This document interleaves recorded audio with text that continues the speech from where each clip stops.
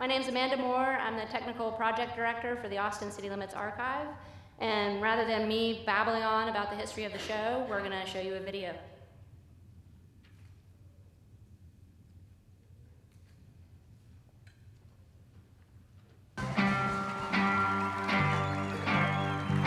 Whiskey River, take my mind. Don't let a memory talk to me. Oh, wish I was a mole in the ground. Yes, I wish I was a mole in the ground. I was a mole in the ground. I took that mountain down, and I wish I was a mole in the ground. Well, that smoke Pepsi white cold is brewed. One night to stick a Mountain Dew. I took a little sip, and right away I knew. My eyes bugged out and my face turned blue. Lightning started flashing, thunder started clashing. What light? Never in love, you just don't mix, leave the ball or me behind. And don't come home a drinking with loving on your mind.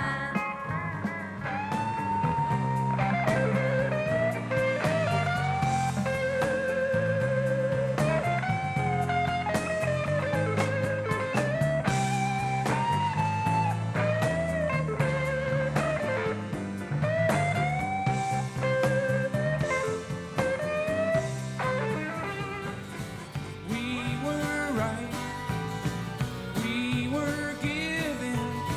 That's how we kept what we gave away. Oh, this old world keeps spinning round. It's a wonder tall trees ain't laying down. I remember when we were driving in your car.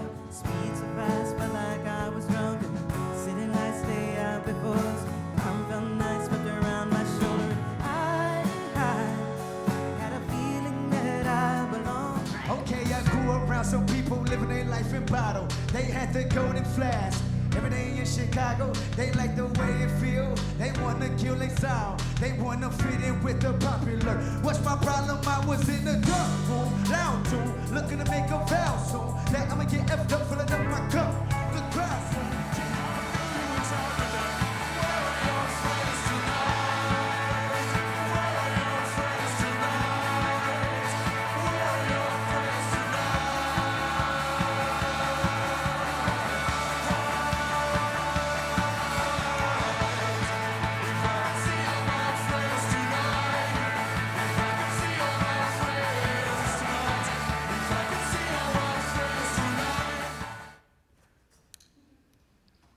All right. I hope you guys enjoyed that. Yeah. So after starting at KLRU about 4 years ago, I was brought on to manage this project, and one of the first things I did was talk to staff members who had been there, a lot of them 30 and 40 plus years. And one thing became immediately clear, which was the level of quality and technical expertise that went into every production. And so I wrote this mission so that we could refer back to it anytime that we started to kind of veer off the path or kind of stop doing things the right way. And this has come in handy throughout the entire project to just kind of refer back to. We're a staff of 2 people on a public television budget, so let's talk about scope. So we started out with about 4,200 analog tapes. That includes like 2-inch, 1-inch, 3/4-inch Beta SP and the dreaded D3 that didn't hold up as well as we thought it might. And ACL is in its 45th season. We digitized 4,200 tapes and started out with about 1,500 born digital tapes or born digital files to deal with. Obviously, that has since grown over the last 4 years. So it's a lot of stuff to manage, a lot of data to manage, a lot of metadata to manage. The ACL crew tapes roughly 22 shows per year, sometimes more, resulting in 13 episodes. Most of those are half-hour segments with one artist each, and then a few that are kind of set aside for people like Paul Simon and big artists like that to have an hour long. Phase 2 of the project is, I should go back and say, when we digitize this material, we do a preservation copy for the Library of Congress through WGBH, and we also do a production copy for us to edit with. Phase 2 is audio digitization, and we just kicked that project off. We've got 1,600 tapes that are almost all multi-track 2-inch, 16 and 24 track. So that's going to be about a 2-year project with a lot of non-parallel transfers going on.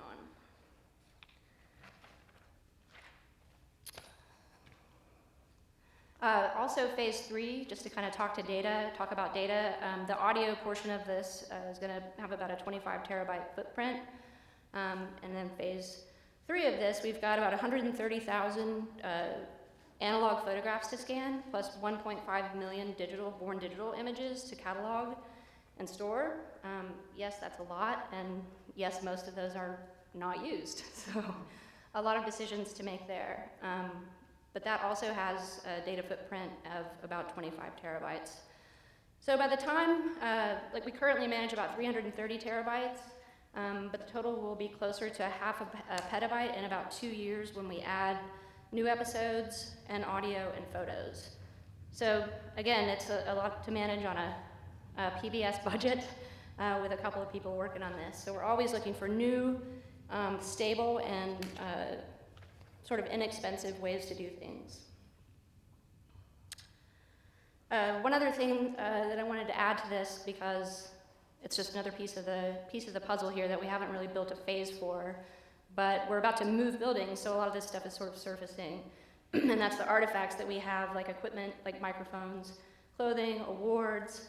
The original backdrop of the show, which I'm sure you all could recognize just out of the corner of your eye if you saw it, is still in our building. That's something that I'm hoping to preserve at least a piece of, or pieces of. That is a huge undertaking, and I'm not really quite sure how to do that yet. So if anybody has any ideas or a museum that we could put that into, please come see me. We also have a ton of paper records. Most of that stuff lives at the Rock and Roll Hall of Fame. There are archive of record exclusive for paper and photos.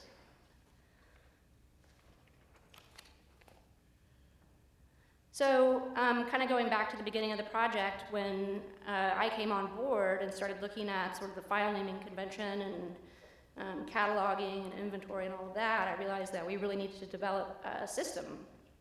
And so I sat down with all of the known elements, and I won't kind of get into the details of this, but just came up with systems to handle all of the different categories of data that were coming in. And we had some internal requirements from the editors to maintain some human recognizable aspect of the file names, which we definitely met.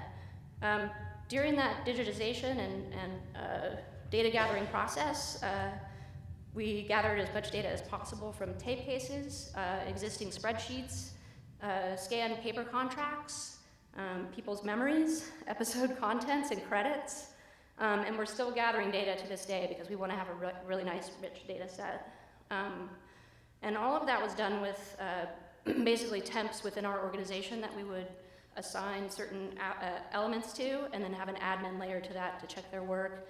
Everything was put into Google Spreadsheets, shared, kind of managed Google Spreadsheets, and then into a configured custom data repository that we kind of hate. So if you have any help there too, that would be great.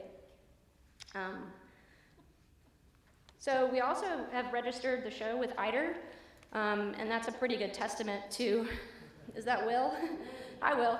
That's a pretty good testament to, I think, the amount and quality of data that we've gathered. I know that they had to do a bunch of cleanup on that data, but and we had a few placeholders here and there, but it definitely revealed some gaps. It's a great process to go through, especially mapping your data to another system that actually has standards. So that was pretty awesome. We were part of a kind of a pilot program with PBS, who I think eventually they are going to mandate some sort of standard and for all national productions to be registered with ITER, which I think is awesome, and I'm happy to help with that process in any way, shape, or form. So speaking to that and our data and going back to kind of like submitting preservation copies to the Library of Congress, we're also submitting access copies to them, WGBH, the Rock and Roll Hall of Fame, and then we'll have a new facility with a kiosk for access copies available in Austin. And we're looking for other sort of libraries and archives where we can share the videos. We do have an internal platform-ish that was designed in-house and built by a third party. And those initial requirements had a ton of bells and whistles that we just don't really need, but I didn't know it at the time because I was new to the station. So I thought there was this high volume of use for licensing and access and just kind of looking at the material, but it turns out we don't really need all that. We need search and play functionality and the ability to correct data. So we're kind of working towards that, but not just for Austin city limits. We've been looking instead at a holistic system for the entire station, since we're going to be moving all this data into a place where people can either come harvest it or we can push it out to them. So the number one, there's the platform. I skipped a slide. The number one question that we get asked is, how can we watch the show? Well, we're limited, we own the copyright to the show, but we're limited in those rebroadcasts over the air and online. I think the goal someday is to have some subset of these shows, because you really don't want to watch a lot of 80s country, I don't think. Is to have sort of a best of set of the collection available on OTT, like Hulu, Netflix, Prime, that kind of thing.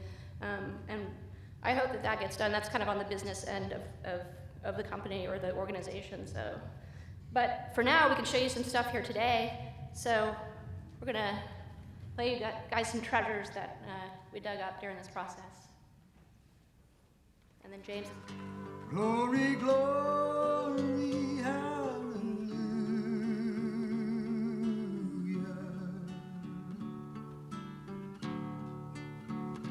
Glory, glory, hallelujah.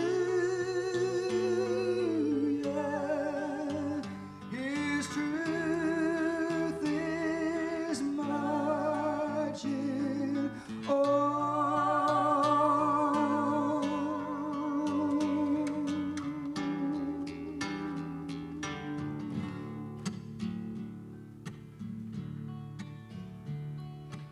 If living were a thing that money could buy, you know the rich would live and the poor would die.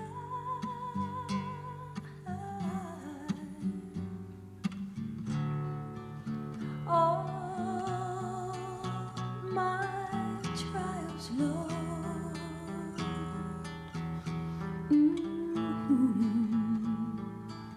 soon be over.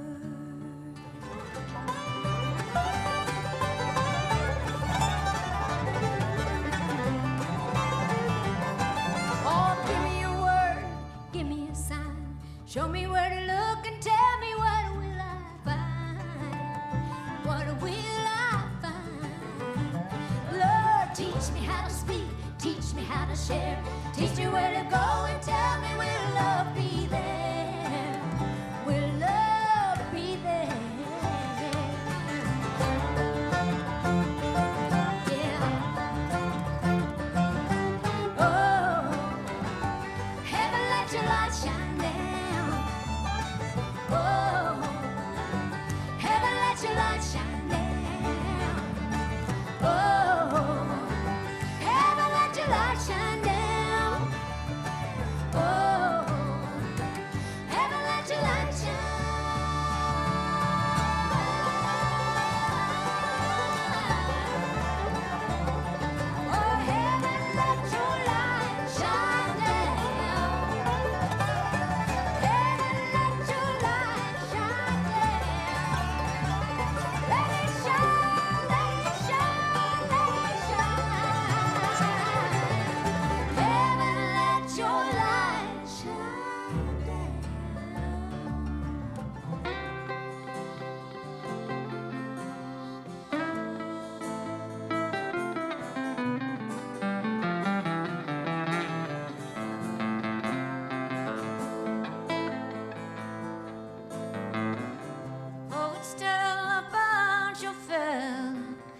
lefties living in a cheap hotel. The desert's quiet and Cleveland's cold, and so the story ends are told. Watch you need your prayers, it's true, but save a few for Lefty too. He only did what he had to do, and now he's grown old. All the federalists say could have had him any day. We only let him slip away. How the kind decide, I suppose. A few great federalists say could have had him any day. We only let him go so long. How the kind decide, I suppose.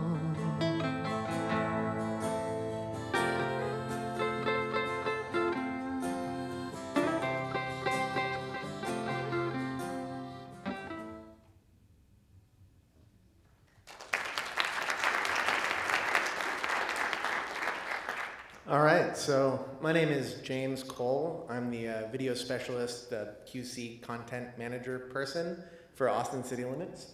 Those videos are so great. That is, as far as I know, the only time Mickey Newberry and Janie Fricke ever played that song together. And the Willie Nelson and Emmylou Harris, I think they've played it a few times together, but this is certainly the best version I was able to find. And the process of doing the Austin City Limits project has been the process of uncovering lots of treasures like this. Like Mickey Newberry, I'm a huge fan of. He's sort of a cult musician, and it's cool to stumble across this guest performance. Most people, even at our station, didn't even realize he had ever been on the show. So that's really exciting. And I think the other thing that's interesting about our project is that we kind of show a way to do this on a smaller budget in smaller institutions without handing it over to a larger institution, because we're not able to do that because, like Amanda was saying, we own the copyright to this, but there are all these licensing issues. We can't really let it go out of house, but that you can still do this successfully as an institution on the scale of ours.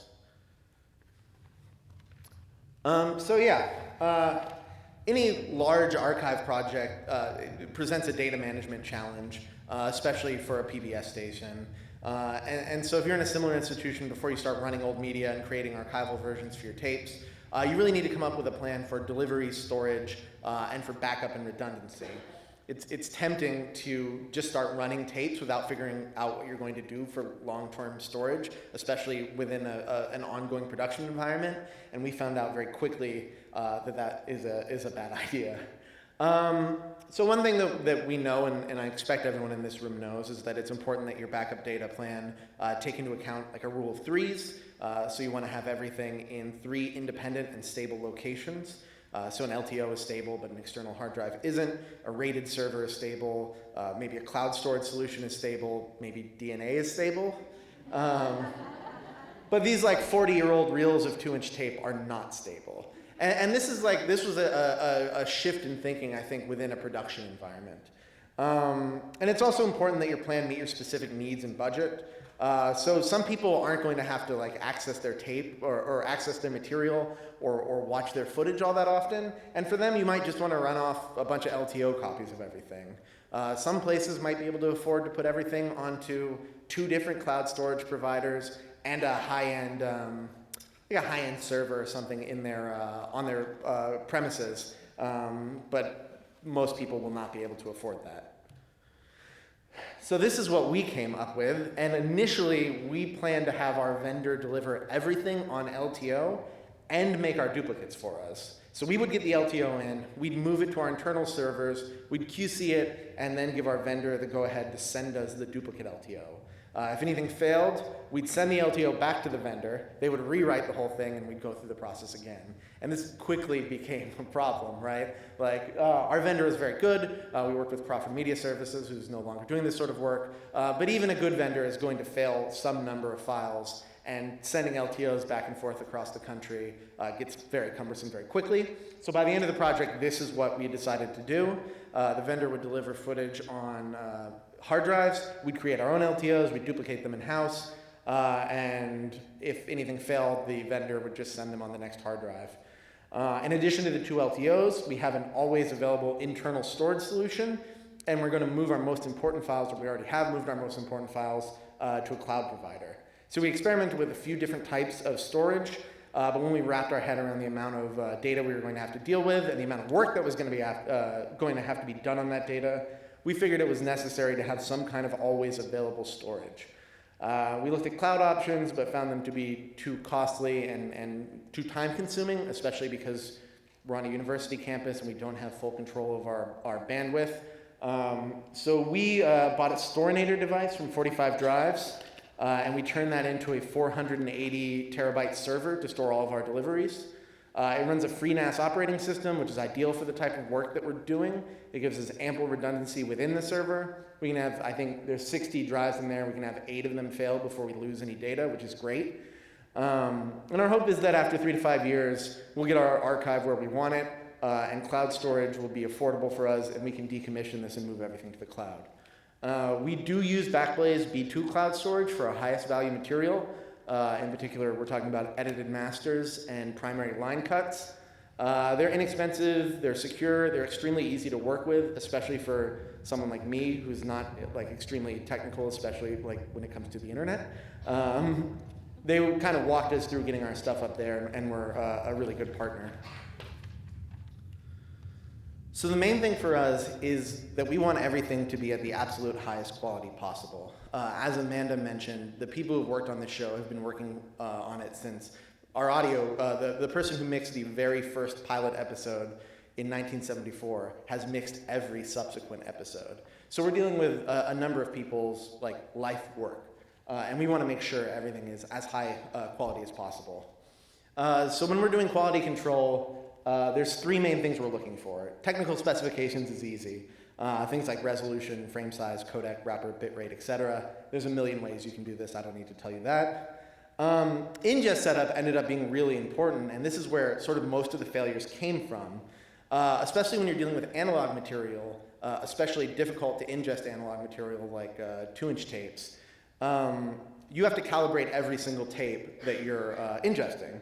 Luckily, our video engineers were very good, and almost every tape has bars and tones at the head of it. So we're able to set up video levels, set up chroma, set up audio levels with a vector scope and waveform monitor, audio level meter, all that good stuff.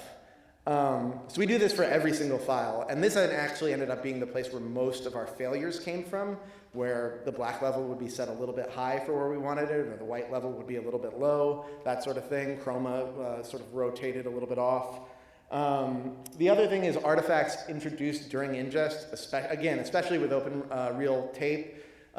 When you ingest this stuff, if a piece of dust flies onto your tape at the wrong moment, you lose a frame of video.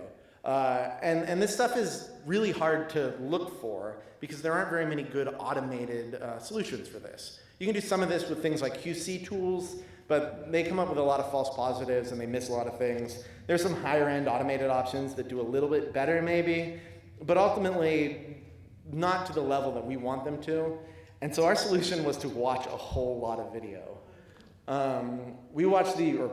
I watched the first couple minutes of every single file and the last couple minutes of every single file and spot checked everything in between.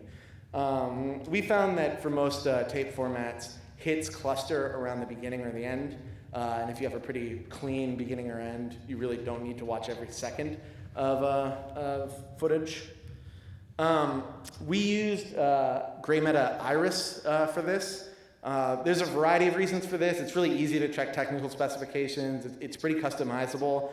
One of the things that was really crucial was it's field accurate, not just frame accurate. So when you're playing back your footage, you can look at each individual field very easily. This came in really, really handy for reasons I'll get to here in a moment. So I'm going to talk about some of the common issues that I ran into when I was doing this work. These are very obvious video hits introduced on ingest, right? Like Aaron Neville, his head is on his body in real life, so I knew there was something wrong with this one. And these are pretty easy to spot, and if you're spot checking and watching this stuff down, you can find probably 99% of this stuff. This is a lot trickier. This is a single field kind of skewed discoloration error that only affects 1-inch tape, as far as I can tell. And it only affects one field at a time. So if you've got a 2-frame field, it'll be either on the first field or the second field. Most video players, when you play this back, it will look fine. You won't be able to notice it. Which is why you need a field-accurate video player. Garbled captions were something that came up occasionally. As most of you probably know, for a while, line 21, that sort of like white junk up at the top of the frame, that's your encoded captions. And if there's any kind of like artifact or hit that affects that, it will go down into your caption track when you're capturing this stuff. And as you may or may not know, if you broadcast something on television with messed up captions, you can get hit with serious fines, as well as just not being accessible, which is, especially as a PBS station, a real goal of ours. This is an interesting one, mismatched setups. So as I was saying, most of our tapes have bars and tones, some of them don't, especially if a performance lasted more than one tape. Sometimes the tape operator would just hit record on that second tape. And then if it went to a third tape, they would never put bars and tone at the end of the second tape. So when you're ingesting this, the operator is just sort of setting up the video to the content. And like, if you were just looking at that second frame, it might look totally fine. But if you're looking at it in compared to this first frame, you'll see that it's a little bit desaturated, the black level is a little bit high. It doesn't really hit the level of quality that you want. And for that, you can just tell your vendor to re-ingest it. There are also video hits that are sort of baked into the tape. So when I saw these two, I said, oh, there was a problem in that ingest. Let me send it back to the vendor and ask them to re-ingest it. They came back and they said, no, the problem is with your tapes. We're lucky. We have backups for a lot of things, and usually we were able to run a backup and get a better version of this. It's not true for every file, but it's true for a lot of them. And I'm going to show you a couple of examples of hits here.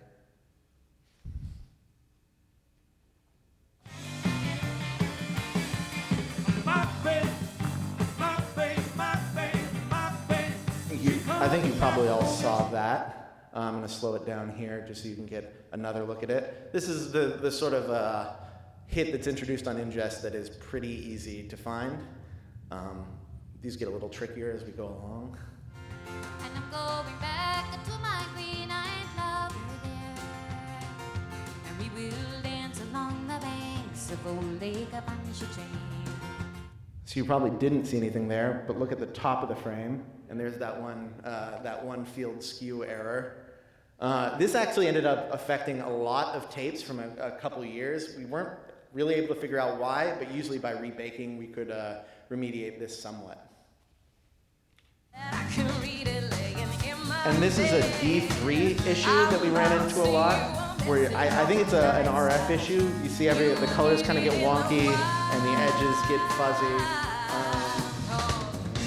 Unlike almost everything else I encountered, this doesn't cluster at the beginning or the end of tapes, and so it's particularly tricky and vexing to find.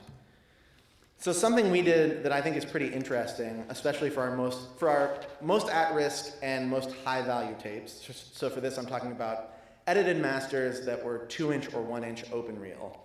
We ran everything twice. We would have our vendor run it once, and then without altering the setup, run it again. That way, if there's a momentary hit that's a problem that's introduced on ingest, it's not a problem that's baked onto the tape, that I can't catch as a QC operator, because I can't catch everything because I'm one person. If it gets caught 10 years from now and we want to remaster it, we can heal it from that second capture. And this has already come in handy, I think just once, but it has come in handy, so I feel justified in doing it. And as far as I know, we're pretty unique in doing this. It does add some expense, obviously, but if you're really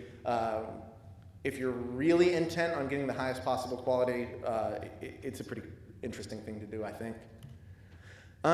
So as Amanda mentioned, we're moving into audio. We're working on our, in addition to all the videotapes we have, every episode with a few exceptions, we also have the audio multitracks. So every isolated microphone, vocal instrument, audience mics, weird mixes, samples, all kinds of stuff. And then we also have audio edited masters, which are a slightly higher resolution version or higher fidelity version of the audio that's on the actual edited master video. So in approaching this, the masters are really simple because they're just 4 tracks, stereo left, stereo right. There's a guard track, and then there's audible time code. The multi-tracks, it can be tempting to sort of think about them the same way. Oh, it's just 16 tracks instead of 4, so we'll break those down to 16 files instead of 4 files. But there are some additional complications. And these are, this is another thing that is unique to being a PBS station, because our audio engineers used every available inch of tape, which means that you have multiple performances on the same tape, which means sometimes they would flip the tape over and record backwards. So if you play the tape, you'll have 45 minutes of one thing and then 15 minutes of backwards audio. And so it became really clear to us that this was not a usable archive, especially because we're continuing as a production environment, and this stuff does get remastered and it does get retouched. So this is sort of the example, this is sort of what we decided to do, where we would break every audio, we would group things by performance, not by tape. So you'll see, you know, you have multiple tapes going into the same bag. These are Library of Congress bags that have MD5 checksum values and a lot of other nice things that help you ensure data fixity. Another thing is sometimes when we had artists who wanted more than 24 tracks, we would run a 2-inch, 24 track tape and then a DA88 to capture more tracks. So sometimes we have multiple formats of tapes recording the same performance, all with unique content, which makes for an interesting challenge. So I'm going to play you a little bit of one of the multi-tracks so you can sort of like see what that's like. I want to give you a heads up. At the beginning of the video, there's a audible time code, which is a horrible beeping, buzzing sound. That gets turned off very quickly, but brace yourself for it now.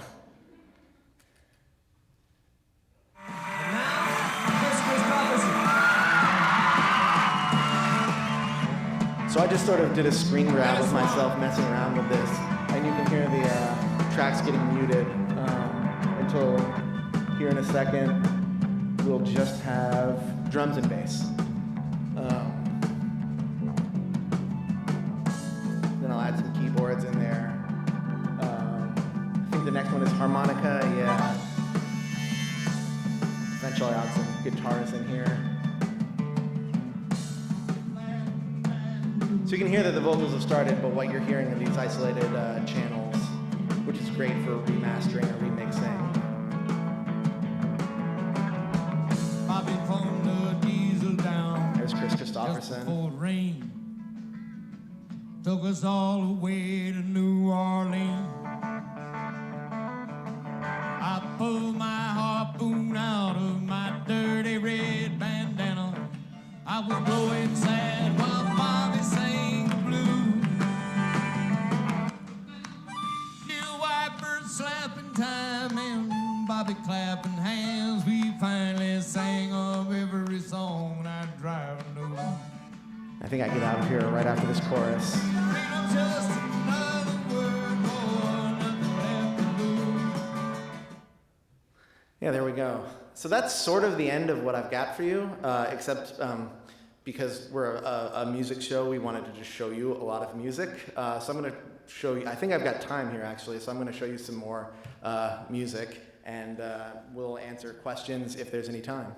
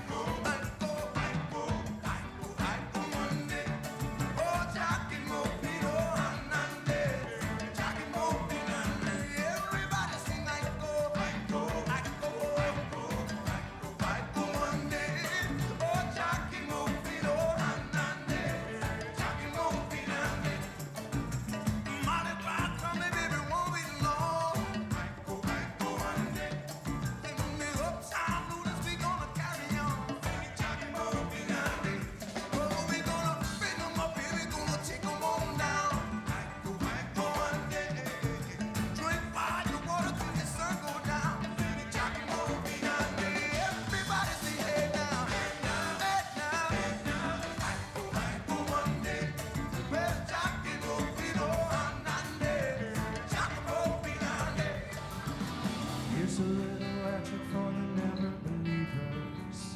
Yeah, yeah, yeah, yeah. Here's a little ghost for the offering.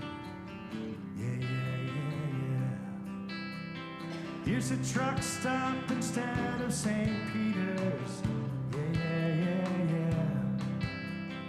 Mister in the coffin's gone wrestling. Yeah, yeah, yeah, yeah. So Andy, did you hear about this one? Tell me how you locked in the bones. Andy, are you goofing on Elvis? Hey, baby, are you having fun? If you believe they put a man on the moon, if you believe there's nothing up his sleeve, that nothing is cool.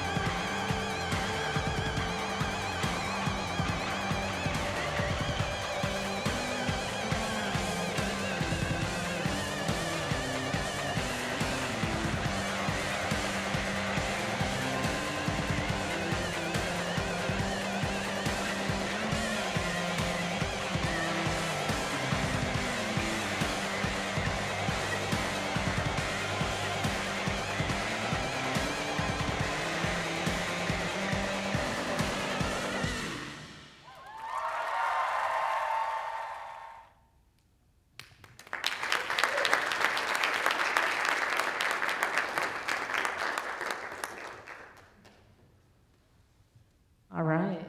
That was awesome. Now, whoever, the gentleman who didn't have his favorite country song during bingo, I bet you do now. So, want to open it up to the audience for any questions? I have one. Oh, I'm sorry. Yes, sir. And then I'll ask after. All right.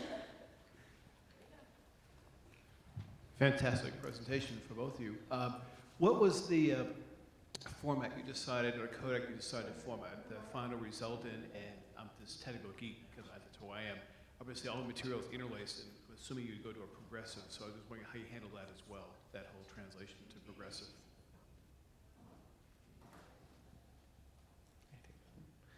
So we actually didn't go to progressive. We for SD material, we have a pretty standard JPEG 2000, and then a mezzanine file at IMX 50. We're an Avid shop. For HD material, the stuff is created at DNX 145, so we just stay at DNX 45. There's some stuff. There's actually some XDCAM stuff in there where we just pulled the files off at XDCAM. I want to say XDCAM 50. I can't remember off the top of my head. So we don't have any one standard. We try and present everything as well as it was. Like we try and avoid any kind of unnecessary transcoding, even if it's just to go to like a higher standard. So we have different standards for different types of tape. I think you just answered my question. You see a lot of what they call up-res from standard def to kind of create a new product, to kind of take standard def to HD quality, and then take stereo to 5.1. Have you guys had to run through exercise like that? Ever been a demand for that? Because I see more and more shows kind of trying to do that, or doing that actually. So actually, with the SD material you saw today, it was up-resed, and it wasn't up-resed particularly well. But we've sort of experimented with it a little bit. We talked to one vendor who I won't name who did some up-resing for us, and they like totally fucked up the levels of everything. It looked terrible. So we've like there have been a couple episodes that have been re-aired during the HD material where we'll sort of up-res it in a one-off way, but there hasn't been any sort of systemic approach to that. I imagine if we ever get to the point where we are going to like put all of this on Amazon Prime or something, we probably will.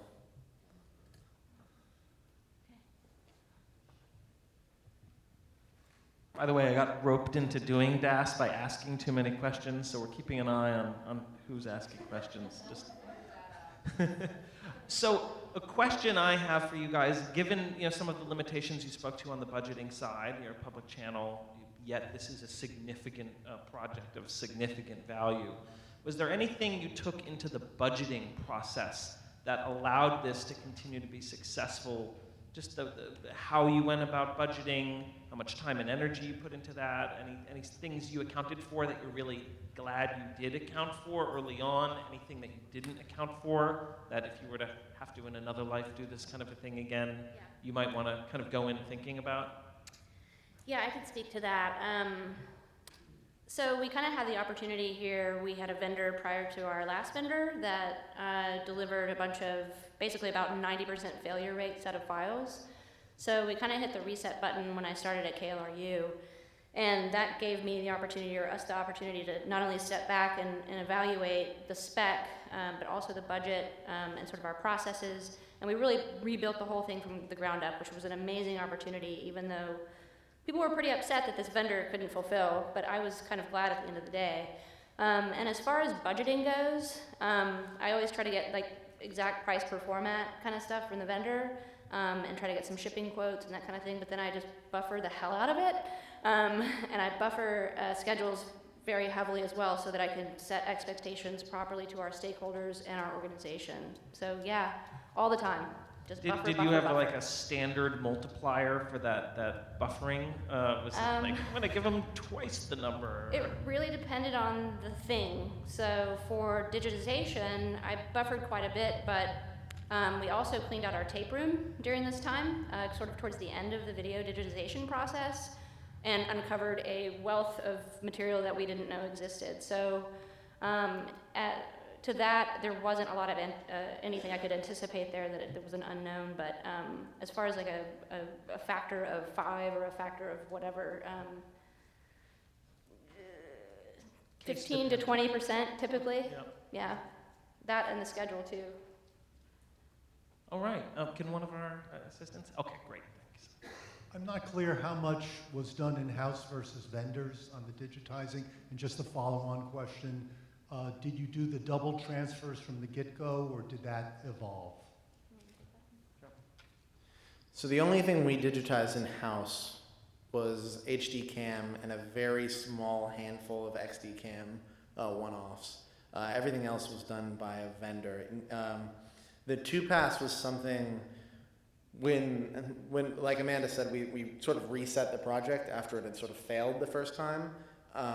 And that was when we brought in the 2-pass. So it wasn't something from the very beginning of the project, but it was when we reset and reran all of the tapes. I think that was really born out of the fact that once we started running all of our D3 material, which was the backup of choice back then, we quickly realized that was a very unstable tape. And we went back to the open reel tapes, which was the best decision ever. And that's where we started folding in this idea of 2-pass. Let's take this one back there. Great presentation. So my question is, as a fan, the platform, when will it be available? Yeah, so And then- I kind of addressed this Sorry, did you have a more? Okay. I addressed this earlier, but basically due to licensing. So I think the initial idea and the initial plan was, oh, we'll digitize all this material and then we'll monetize it. So we'll put it on over-the-top, Prime, Netflix, Hulu. Once you start digging into the licensing aspect of this, you're looking at multi-layers of licensing per song, not just per artist or per performance. Because you have a songwriter, a label, a performer, it just gets crazy. So I think what will happen, hopefully what will happen, and this is completely out of my hands, I've set it up and now they have to take this forward, the business side of Austin City Limits, is to hopefully go for like a best of Austin City Limits set, like a subset of these collections, and maybe, you know, clear those licenses and see how that does, and if it does well, we could do more.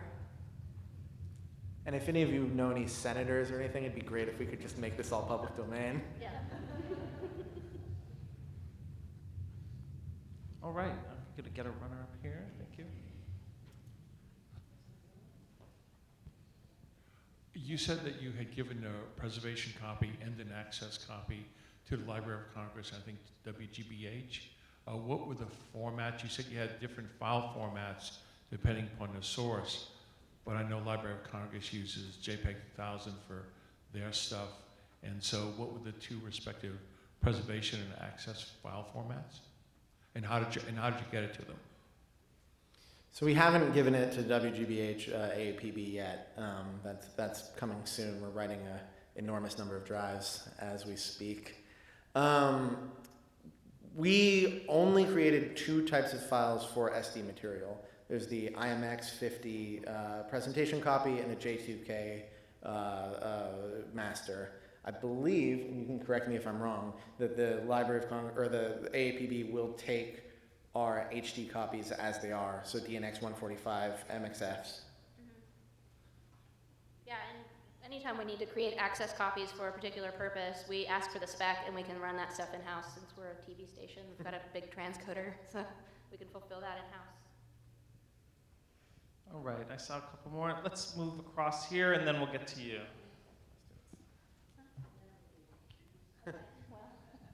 I just had a question about the way you use LTO. Are you writing the tapes manually? Are you using some sort of tape library system? And then also, do you have plans for the future migrating as the LTO versions evolve, et cetera? Yeah, thanks. So we're all LTO 7 right now. We have a SpectraLogic, I think it's a 50 tape robot, which this is obviously more than 50 tapes, so it's not totally automated. And we use storage DNA to write and manage all of the stuff from our LTO. But not sure. Literally storage DNA, right? Not literally storage DNA, right, that is a company. I would, these were things we already had in-house, and if we were starting from scratch, we might explore different options. We plan to migrate this all to LTO 9 when that becomes available, but that is years off at this point. Or the cloud, all in the cloud, and in one LTO. Yeah. And could we get that mic over to this gentleman in the black jacket or shirt? Thank you. Was there anything that you learned along the way in the archive project that affected the day-to-day operation for Austin City Limits? Like, were they able to adopt anything into their workflows that you guys discovered? I mean, I think it's pretty minor, but we did ask the editors to start writing song titles in their chapter markers in Avid, like confirming that data with the producers so that we could export that time in and out, because we did collect song in and out data for all of the episodes. And so for everything moving forward, we can just export that data and put it in our database. There's one other piece. So the other thing that has really made a difference in the day-to-day operations is just the easy accessibility of all of this old material, both in terms of like clip licensing, like the Ken Burns documentary on country music that's coming out uses a lot of material from our show, which we're able to fulfill much faster and easier, and probably means a lot more of our show is in there than would have been otherwise. Also, this social media, it's a little morbid, but whenever someone dies, we put up an episode or a song from an episode on social media, and that stuff does very well. Like all of our all of the old stuff that we post does much better than when we post songs from new episodes, and it's helped. I think a lot of people think about Austin City Limits primarily as a music festival and as a TV show second, but this has sort of helped kind of remind people that this is a TV show it's the longest running music show in television history, right? It's been on since 1974, and the ability to kind of be in the news cycle when something happens with clips from our show has, I think, helped bring that back to people's attention. I think I can add one thing that James has been working on with the editors is kind of archiving in a production environment. And that's something that we intend to almost fully automate at some point, but we haven't quite gotten there yet. But at least we have a better system than 2 hard drives are written as backups and one goes to this guy's house in his office somewhere. Covered in cat hair, yeah. All right, we're going to make this the last question in the back there, I think, blue shirt. Are you responsible, or do you archive the Avid projects? And you alluded to it with the markers. Do you also, above and beyond archiving the project, strip or lift any metadata from the Avid project? So this is sort of a work in progress. The production people have sort of been responsible for archiving their own projects, and they've done a good job, but haven't really, not a systemic job around it. We're sort of starting to change that and figure out what we want to do about that. The problem with Avid and with archiving Avid is that Avid wants your video track separate from your audio track. It wants those Atom files, and we don't want that in our archive because who could use that? So it means it's not as easy as just archiving the metadata and pointing it at the files that I make, because Avid will not understand them. It won't be able to put them back into the multicam projects. So it means a lot of data duplication, which, especially when you're working on this scale, is a serious impediment. All right, can we give just a last thanks to Amanda and James?